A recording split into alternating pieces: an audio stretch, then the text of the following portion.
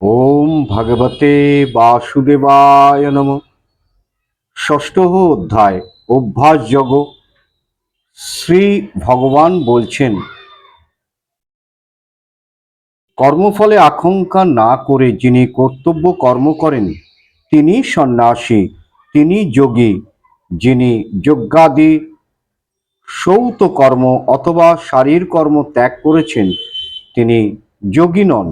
হে পাণ্ডব, যাকে সন্ন্যাস বলে তাকেই যোগ বলে মনে করবে, কেননা সংকল্প ত্যাগ না করলে কোনো দিনই কেহ যোগী হতে পারে না।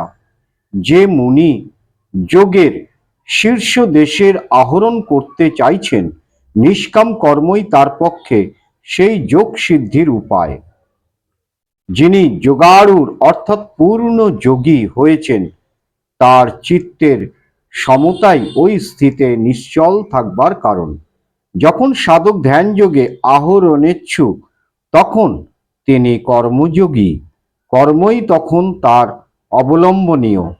আর আহরণ করলে পর অর্থাৎ যোগাড়ুর বা যোগসিদ্ধ হলে পরে তার চিত্তের সমতাই ওই স্থিতিতে নিশ্চল থাকবার কারণ। সর্বসংকল্প ত্যাগ করা সাধক যখন রূপ রস প্রভৃতি ইন্দ্রিয়ভোগ্য বিষয় এবং কর্মফলে আসক্ত হন না, তখনই তাকে যোগাড়ুর বলা হয়।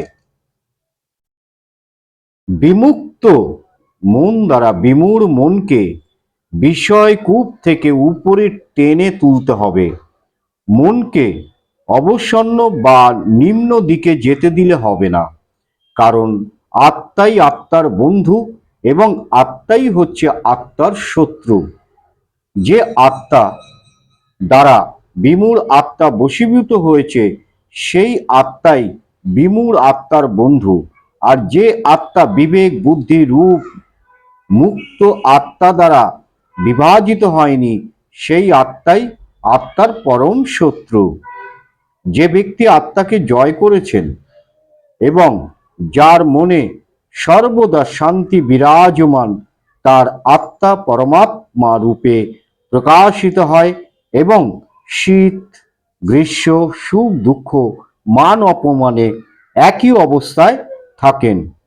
জ্ঞান বিজ্ঞান দ্বারা যার মন তৃপ্ত হয়েছে, যিনি সুখ দুঃখে নির্বিকার, যিনি জিতেন্দ্রিয় এবং যার কাছে মাটি পাথর ও স্বর্ণ একই বস্তু, সেই যোগীকে যোগাড়ুর বলা হয়।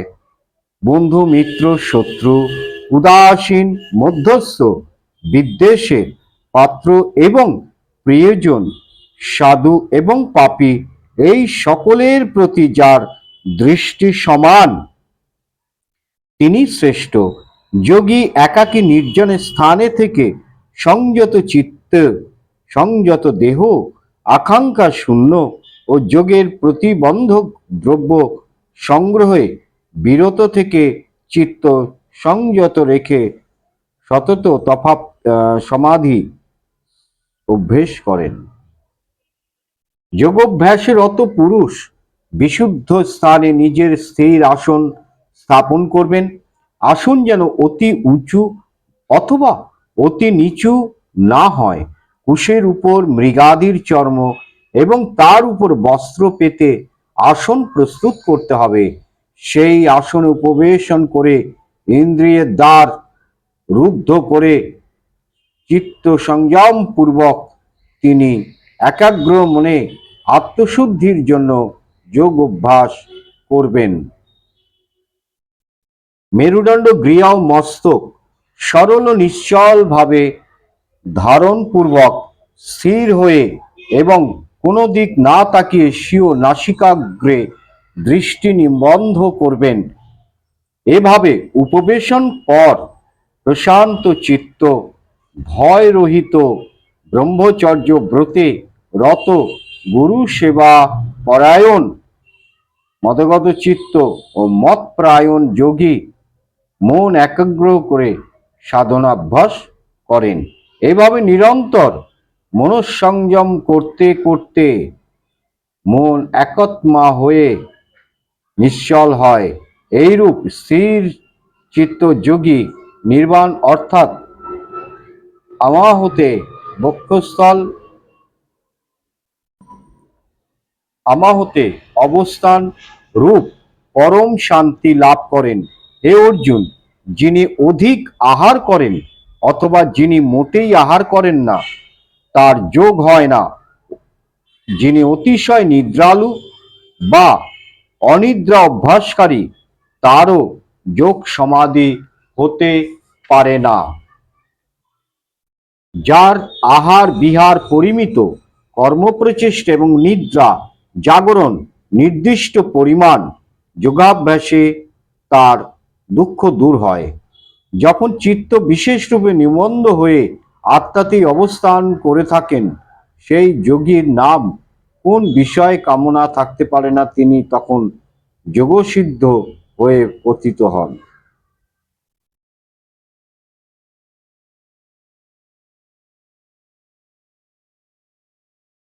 বায়ু বর্জিত স্থানে যেমন দীপশিখা কম্পিত হয় না, আত্মবিষয়ক যোগাভ্যাসকারীর চিত্ত যোগাভ্যাসে সেই রূপে স্থির থাকে।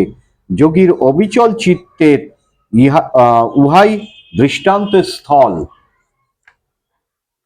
যে অবস্থায় যোগাভ্যাস দ্বারা নিরুদ্ধ চিত্ত শান্ত ভাব ধারণ করে এবং যে অবস্থায় শুদ্ধ চিত্তে আত্মার দ্বারা আত্মাকে দেখিয়া তুষ্টি লাভ করা যায়, যে অবস্থায় যোগী ইন্দ্রিয়ের অগোচর কিন্তু শুদ্ধ অনুভব সিদ্ধ পরম সুখ লাভ করেন এবং যে অবস্থায় স্থিতি লাভ করে আত্মস্বরূপ হতে বিচলিত হন না, এবং যে অবস্থা লাভ করে সেই যোগী অন্য লাভকে তদপেক্ষাও অধিক মনে করেন না, এবং যে আত্মতত্ত্বে অবস্থিত হয়ে মহা দুঃখেও বিচলিত হন না, তাকেই যোগ বলে জানবে। এ অবস্থায় চিত্ত বৃত্তি নিরোধের ফলে দুঃখের সম্বন্ধ থাকে না। দুঃখের এই অভাবকেই যোগ বলে। এই যোগ দৃঢ় অথচ নৈরাশ্যহীন চিত্তে অধ্যবসায় সহকারে অভ্যেস করতে হয়। সংকল্পজাত কামনাগুলোকে বিশেষভাবে ত্যাগ করে চক্ষু কর্ণ প্রভৃতি ইন্দ্রিয়গুলোকে বিষয় ব্যাপার হতে নিবৃত্ত করে ধৈর্য সহকারে বুদ্ধির মাধ্যমে মনকে আত্মাতে স্থাপন করবে, তখন আর অন্য কিছু ভাবনা করবে না। চঞ্চল ও স্থির মন যে যে বিষয় ধাবিত হয়, সেই বিষয়ে হতে নিবৃত্ত করে উহাকে আত্মাতে স্থির করাই যোগীর কর্তব্য। প্রশান্ত চিত্ত মোহাদি ক্লেশরূপ রজবৃদ্ধি শূন্য অধর্ম বর্জিত এবং সমগ্র ব্রহ্ম দর্শনে অভ্যস্ত যোগীর নিকট পরম সুখ আপনি আসে। এইভাবে মনকে সর্বদা যোগযুক্ত করে নিষ্পাপ যোগী অনায়াসে সর্বত্র ব্রহ্ম দর্শন করে পরম সুখ লাভ করে।